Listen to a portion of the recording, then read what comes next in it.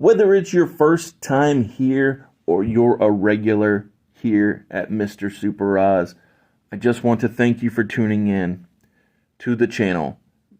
It exists because I, Oz, from the channel Mr. Super Oz, I wrote a 68-page graphic novel called Everlasting Survivors.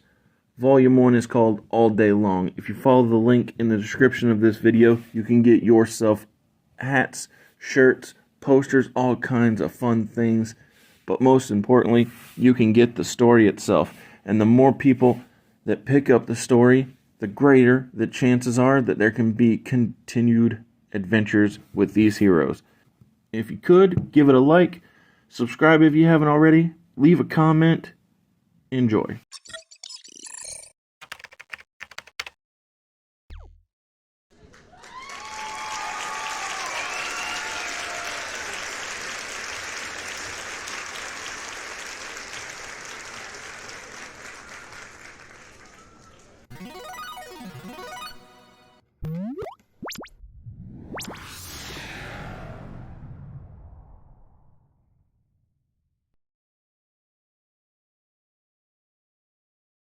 The Royal Rumble with one hell of a match. That's right, because we're starting the Rumble off with the Hell in a Cell match.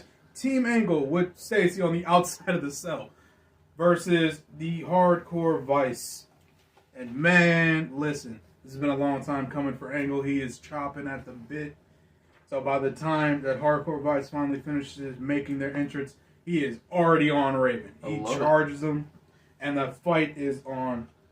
So this is one of the few cell matches that are just going to stay in the cell because it's a lot of extra work to figure out. For sure. Not just that, but I think it's almost to the place where leaving is the standard, so staying is what makes it special. I say it makes it feel bizarre. Yes. I can't remember, because there, especially at this point in time, I think the Hell in a Cell was made like in 97, right? Yes. That was so there's only been like 5 of them. I mean, we could probably figure them all out, but 5 feels very reasonable. Yeah, because I'm about to say, Mankind had 2 of them. One with Undertaker and one with Triple H. Yeah. Shawn had one with Taker. Had the... Yeah. I know Triple H had one with Jericho as well. Yes. So that's 4. So there probably was another one. Probably 4, maybe one more. Yeah, probably one more. But yeah, the fact that we could count them all on one hand shows you how rare this match is. Very good, yes.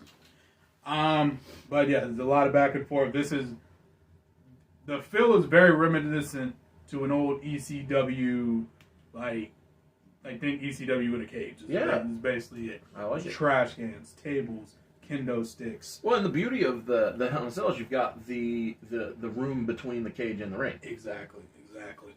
Obviously, Dreamer is the first one bleeding because it's Dreamer. Sure. Ooh, I just had a vision. Please. And I want to know how you feel about it. So, there's this thing that both Kurt and Shelton have in their arsenal that I think would be awesome to watch them do at the same time in stereo. So, moonsaults? Well, not the moonsault, but the running up the turnbuckle and grabbing a guy or up the thing. That. So if let's say Stevie and Tommy are both trying to do some dive type maneuver, or if it was Raven and Stevie, it don't matter. Yeah, definitely make a Raven. Dreamer knows not to climb. Yeah, he's not a climber. But so Shelton runs up and belly to bellies Stevie, and then Kurt catches Raven. I thought, oh man, that could be fun. I'm with it. I like it. And they're so good they can throw them without actually throwing them into each other. Yes. Oh man, that's perfect. Let's see what else. We see a lot, especially because this is the first time we've seen Shelton and Haas in a match. Yes. I can't remember what I put last month. So yeah. Yeah, they were just in segments, not matches. Yep, you're right. All right, perfect. So we see a lot of their double team offense, the leapfrog, which has become a staple for them. Yes. Shelton's really awesome dragon screw kick. Yes. That I really wish was a finisher. Yeah. Just because it has that out of nowhere quality that the Sweet Chin music has. Yes. And it looks cool. Well, and I mean honestly, when he goes single, I think we could easily make that dragon whip into a finish. Yeah, it works for me. Honestly, it works to have 2 finishers because I liked his other finisher, the pay dirt. Yes. I can't remember if he called it that or not, but I can't remember what he called it. Yeah, I'll look it up next time we have the show. Yeah. But so pretty much down the wire here though. After failing to put away Team Angle over and over and over again, Raven is mad. He's heated. He can't stand it anymore. He's pie facing Raven. He's doing it to himself. Stop hitting yourself. He's pie facing Dreamer. Pie facing Richards. He's yelling at him like, I can't believe you guys can't finish these guys off. These guys are nothing. These guys are scrubs. You guys are former world champions, for God's sake. They just got They here. literally just got here. What are you doing? And it's at this point, Dreamer looks over at Richards, gives him the nod, and Richards super kicks Raven, dropping Raven on the ground.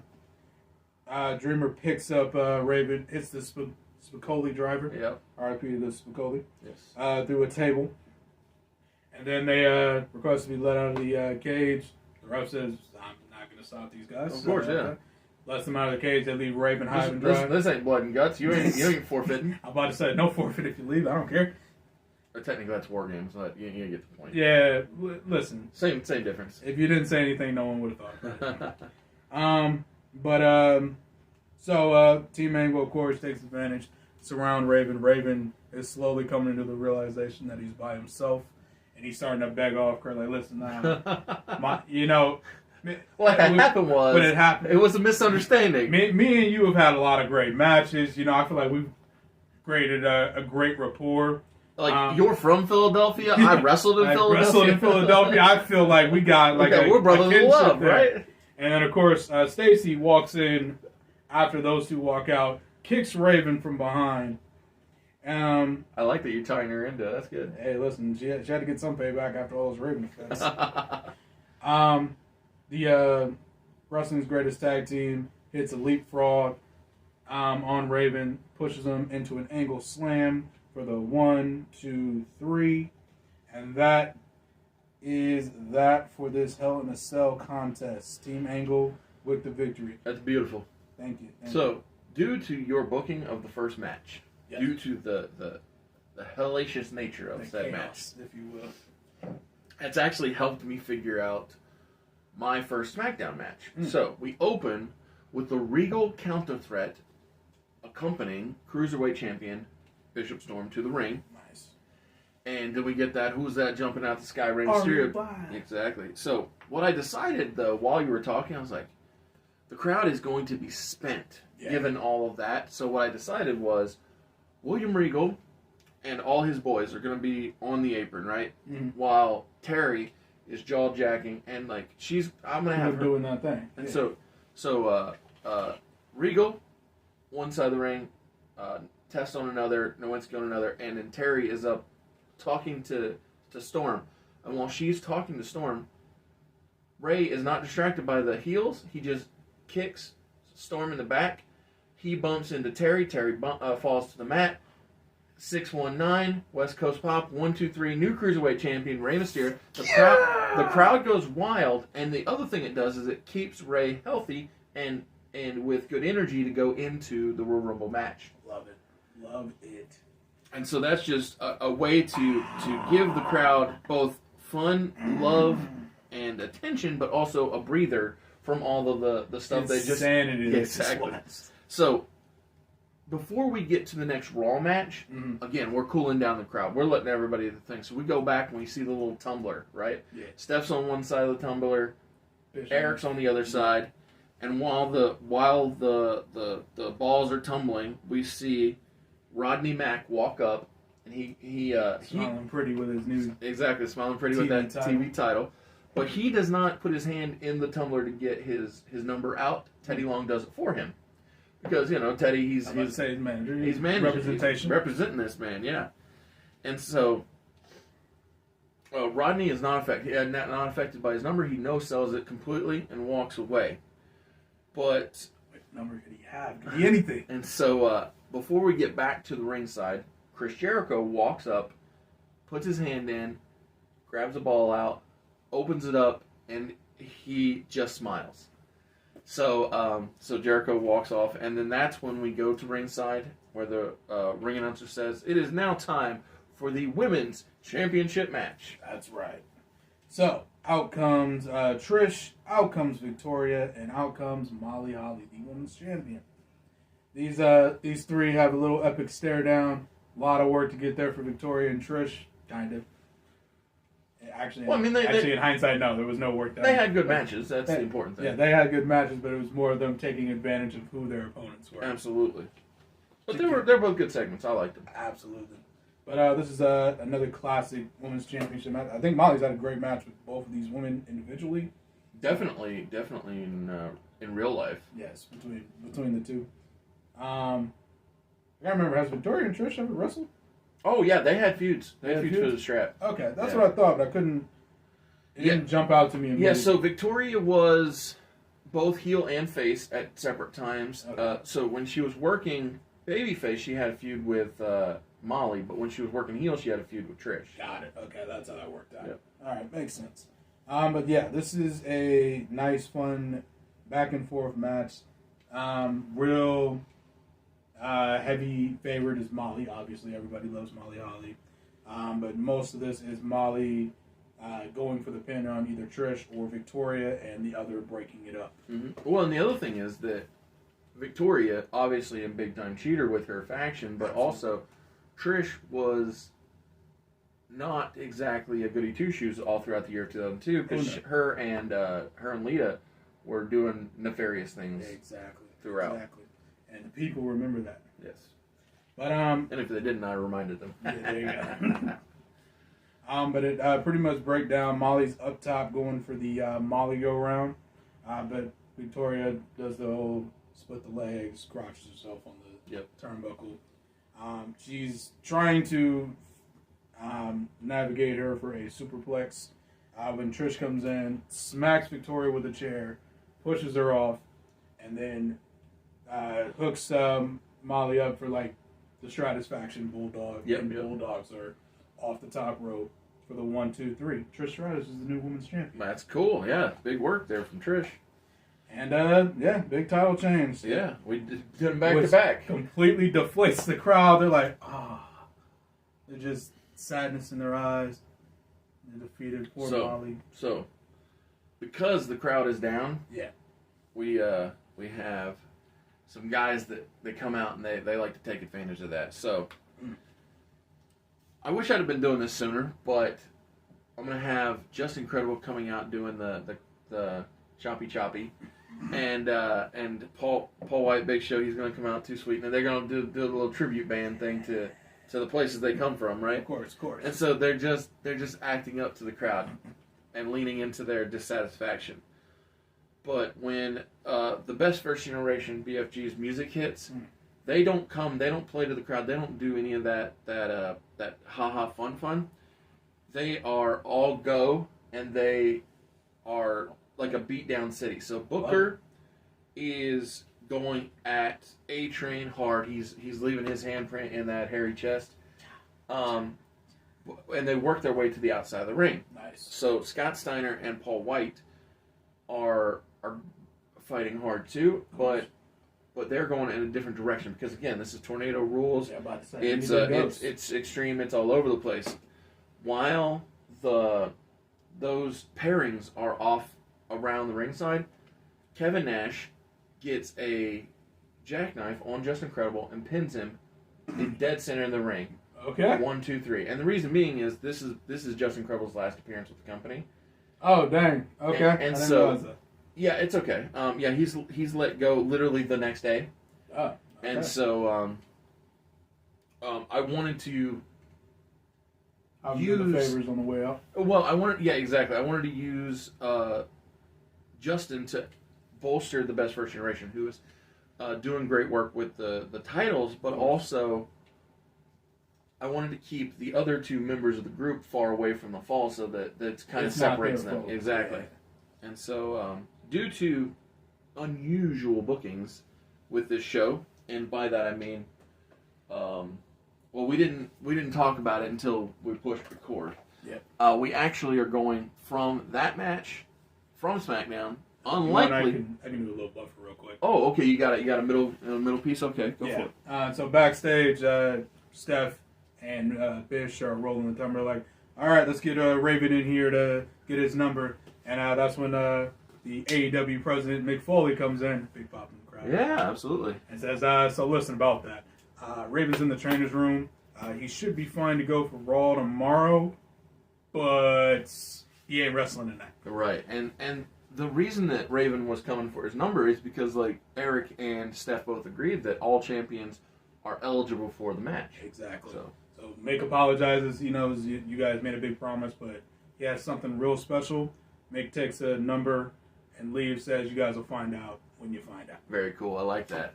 And so, after Mick walks out of the shot, we hear, ooh, Chavo. And so Chavo Guerrero makes his way to the exact ring. opposite, Guerrero. Yeah, my bad. So Chavo Guerrero makes his way out to the ring with his Intercontinental Championship.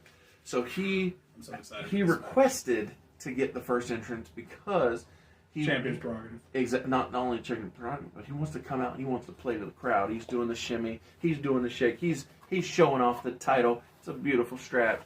And so he feels that he is the ultimate Guerrero. And so his opponent comes out to the ring, and that being Jamie Noble. He is not with his crew of the Iron Addicts. He is being a stand-up, a tip-top, a good guy babyface. He looks determined, but he's also showing love to the crowd. He's high-fiving. He's kissing baby. Exactly. Yeah, doing all the good guy stuff. And so I forget who the ring announcer is at this point in time. Probably Lillian. Possibly Lillian. That's a good shout. But I really want this to have that like classic NXT feel, where you don't have to bring the lights down necessarily, but they get they both stand there and get the extra pomp and circumstance with it. Because again, it's a request from the champion to get this little extra oomph to it, and so really pat him on the back, make him feel special. I like it. Yeah, and so when they get their introduction, when the bell rings, ding ding, it's the polar opposite of what we just had with the chaotic, all over the place Extreme Rules match, because this is two wrestlers who can wrestle really well. So they lock up, and Jamie works Chavo to the corner, but lets him out clean. Nice. So Chavo isn't happy about this. He's like, "How dare you? Yeah, it's how dare you out-strength me?" Not just that, but it's like you're trying to show them that you're better than me. No, and so Chavo thinks, okay, well, we'll do it again. So he takes him to the corner, and when he goes to let him, then he chops him, right? Okay. And so he's not bad, but he's just letting him know. He's like, I'm home. I'm here. We're in my place. Chavito, baby. Exactly. And so this match goes a significant a period of time. It's not nearly as long as the Hell in a Cell match. Obviously, that's going to be good 20 minutes. That's going to be some heft, right? Yeah, that's great. But and obviously the Royal Rumble match is going to take a lot of time too. That one usually runs about 55, 60 minutes. Aside from that 1 year, it was 30 minutes, but they didn't have any people. Well, it was just bad booking in my opinion. Yeah. Realistically, like they sped through it, and it was a bad choice. Bad all around. But anyway, like I said, this goes a significant amount of time. But the fact is, Chavo goes up to hit the frog splash when we get to the finish, and you're never going to believe what happens. Jamie rolls out of the way. Yes. Yes. So, Chavo, he hits the mat, and he instantly starts selling his gut, much like a Rob Van Dam cell. Yep. But the thing is that Jamie, it's not quite a crucifix because that starts at the upper position, but it's the one where you wrap the leg around the arm, you roll him over, the Mahi straw cradle. Thank you. Yes, that beautiful cradle, and Jamie uses Chavo's own momentum. Mexican wrestling move. Yes, and so 1, 2, 3. Jamie Noble is the new Intercontinental Champion. So for those keeping track at home, Jamie Noble, former Cruiserweight Champion. Jamie Noble, current Intercontinental Champion. And so that means Chavo is out of the Royal Rumble match, and Jamie Noble is into the Royal Rumble match. Love it. Yes, Jamie. Man. That's nice. That's good feel-good stuff right there. So, next up, real quick, we cut back to Eric, still out the tumbler with Stephanie. He's like, You know, Stephanie, let me get a second. I'm upset that Raven's over here acting like he's hurt, acting like he can't compete. Since Mick just confirmed to me that he can wrestle tomorrow, he's going to defend that hardcore championship tomorrow. And he's going to defend it against his former hardcore Vice teammate, Tommy Dreamer. Why? Because that is what's good for business. I like that. Yeah, that is good. Next up, so we're getting ready. It's our AEW World Heavyweight Championship match. You have Big Keish with his Samoan SWAT team coming out to take on Triple H, who also comes out with Evolution. Big shocker there. Yeah, I can't believe it. Who would have guessed? Before the match, Keish has a promo, says, I'm doing this for my family. I'm doing this for Jay. I'm doing this for Jimmy. I'm doing this for Solo. You know, I know that's not their actual names, but roll with it. Do you know where Solo got his name from? No. Rikishi's shoot name is Solofo. So Solo, Seriously? yeah, Solo, but with some added letters at the end. So Yeah. Solofo is Rikishi's shoot name, and so Solo's name comes from his dad. That is dope. Yeah, I that never was pretty cool. I thought it was because he was Solo going on. That's the story they peddled. So Yeah, that is the working reason for Yeah. him. But the shoot reasons because his dad's name is Solofa. dude, that's awesome. Yeah, I love that. and whether you call them by name or not, you can still say, you know, I'm bringing this title home for my boys. For my boys, so they know this is for them to look at. So in the future, they know that they can challenge for world championships in the future. To know that they can fight to be the top dog in professional wrestling. To know that they, just like how I won tag team championships, they can win tag team championships. How I'm challenging for this world title and going to win it, they can do that in the future. Yeah, I like it. Obviously, because I know in the future they do all the Of course, yeah. So it helps out. But whether it's true or not, whether you knew that or not, it's still a great message to give your children. Exactly. And then lastly, Scotty Tuati walks up, says, "Hey, good luck, big guy. I got faith in you. I know you can do it." He says, "I appreciate you, brother." Oh, that's awesome. So you're a real ooze to me, man. But yeah, they come out. Obviously, it pretty much breaks down almost immediately. Samoan SWAT team versus Evolution. Everyone's fighting. SWAT team obviously have that tag title match in the future, so they're fighting with Orton and Batista. Flair is kind of conveniently out of reach, so the ref throws all the fighting parties out of ringside. So the only person left at ringside is the Nature Boy. Yeah, because he's such a good boy. He's So so I'm about to trustworthy. say, so innocent. Yeah, exactly. Former president, so you know, I mean, I feel like he should enforce the rules better than anyone. Yes, you gotta have faith in him. I do. Yeah, but this is actually a great back and forth contest. Triple H and Rikishi have had matches before. Yeah, they were all solid. Well, it's crazy because, Rikishi had that little sniff at the main event scene. Yeah, for 5 minutes. But when I think of them feuding with one another, and when I think of them having matches with one another, it's over that beautiful title that I got gifted. Yeah. Because both those guys held that beautiful Intercontinental title. Yep, and like their reigns added a lot of prestige to it, especially at the time they were holding it too. So it was nice to rehash that history. Obviously, and raise it up to this level too. Exactly. But yeah, Rikishi pretty much throughout the whole match is just showing everyone he's a freak athlete. He's throwing super kicks. At one point he goes for a dive, but obviously Triple H gets pulled out of the way by Flair. He's like, okay, all right, you need to regroup, big guy. You're not looking too great. Go ahead, take it easy. Gives him some advice, if you will. Pointers, smart. Yep. Then Triple H climbs up to the rope. Rikishi comes to get him. Triple H pulls back on the rope. Let's go. Catches Rikishi in the eyes. So Rikishi's blind, can't see. And then that's when Triple H takes over.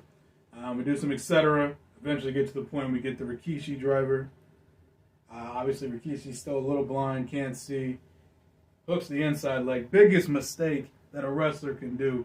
Because while Triple H is knocked out, the referee's counting, and old dirtiest player in the game, Ric Flair, places the leg gently onto the rope and says, "Mr. Referee, Mr. Referee, that man's foot is on the rope, sir." That's good. Yeah, obviously Rikishi knows, but the ref didn't see it, so he can't call him on it. Yep. So while the ref is like trying to keep Rikishi back, Triple H does the old attack, almost nails the referee, Rikishi follows up behind him. He does the old Ric Flair mule kick in between the family jewels, nails the pedigree, 1, 2, 3. Unfortunately, Triple H is still the world champion. That's okay. I like Triple H, Yeah. and this is a good reign in my opinion. Yeah. I wouldn't call it a reign of terror. I think it's a reign of. Well, he's only held it for 5 minutes, so it's not as bad. Right, yeah, he got it in November. But what I was going to say is, it's a reign of exploration where we learn new things about new people, Exactly. and expand upon guys that we already know. Continue to grow. So, with so many changes to the championship structure, thank you. We get one final dallying out of balls, if you will, before we get to the main event match. So, Rey Mysterio, who won the Cruiserweight Championship tonight, and Jamie Noble, who won the Intercontinental Championship tonight, both walk up to the tumbler, and the thing is that these two guys have two stark different experiences when it comes to matches. Rey is fresh as a daisy, and Jamie is beat to crap. Very accurate, yeah. But they both get their respective numbers, and they wish each other luck. Very babyface. But before we leave this segment, as Jamie is walking away, something very important happens. Yes. It's something we meant to do back at Survivor Series. However, but we forgot. And so here at the Royal Rumble in 2003, Jamie Noble, who is the new Intercontinental Champion, bumps into his ex-girlfriend, Nadia, who, since they've been separated, Jamie has been on an incredible winning streak. And Nadia wasn't doing so well, but then after a while, she actually got on a roll herself. Little down and a little bit more up. Obviously back down because not women's champion, yes. But does show Jamie the respect he's earned. Says, "I'm really proud of you. I think you're doing great work, and I'm happy you're Intercontinental Champion. And I wish you the best of luck." Absolutely. And it's good respect. Yeah, it's a nice moment. It goes to show you don't have to hate your exes. Yes. So, with that, we go to the ring, and it's Rumble time, baby! Exactly. And so, the first entrant for the Royal Rumble is, I think I'm cute. I know I'm sexy. So, Shawn Michaels dances his way down to the ring, and obviously... himself in that all-too-familiar number one position. That's what I was going to say. Obviously, the first thing the commentators have got to talk about is, will he be able to do it all over again, starting at 1 and making it to the end? But while Shawn is in the ring waiting for number 2, that is when we hear, "Break the walls down!" Break down the walls. And so while Chris Jericho is standing posed at the entrance way, Shawn Michaels gets attacked. So this happened in real life, by the way. Yeah, I remember. Except in real life, it was Christian posing as Chris Jericho, and Chris Jericho then attacked Shawn Michaels from behind. But this time... one of my favorite spots in the ring. Oh, so good. But this time, Chris Jericho is posed, and when he turns around to do his, that's when Kane and a returning O'Haire... who I haven't seen since the death of WCW? Well, he was here during the invasion. He was there, okay. Yeah, he was there during the invasion. But he hasn't been a part of Alpha Entertainment Worldwide. He's only ever been a part of the Wednesday Night Wrestling remix. So welcome, Shawn. Yes. Welcome, Shawn. So Sean O'Haire and Kane are both beating down Shawn Michaels while Chris Jericho, just ever so casually, thank you, makes his way to the ring. As Chris Jericho enters the ring, feeling like the smartest guy in the room, and he's very much the smartest guy. That's when Kane and Sean O'Haire both exit the ring, and Chris Jericho eliminates Shawn Michaels. What a guy! And so I will then tag out so that Josiah can book the middle of the Rumble because I booked the finish. Yep. So obviously the Rumble's a lot of stuff's going on, so I'm pretty much just going to give you all the cliff notes. Yeah, it's just the high spots. Yeah. So, the number 3 entrant, just because it is really easy for me to do it this way, yes, is the surprise Mick Foley was talking about. Who can it be? Who's this Raven replacement? And as the music hit, the crowd loses their mind because they can't believe it. Out walks Jazz. The second ever woman in the Royal Rumble match. And, of course, I'm trying to remember who's on commentary. JR and Lawler probably. Most likely, yeah. So Lawler's losing his mind. Like, I can't believe it. Can she even be in the Rumble? This doesn't make any sense. Hold on. She's a woman. What if she wins, Taking on JR? Triple H, or is she going to challenge Trish Stratus? Yeah, who knows? That's a good question. Who knows?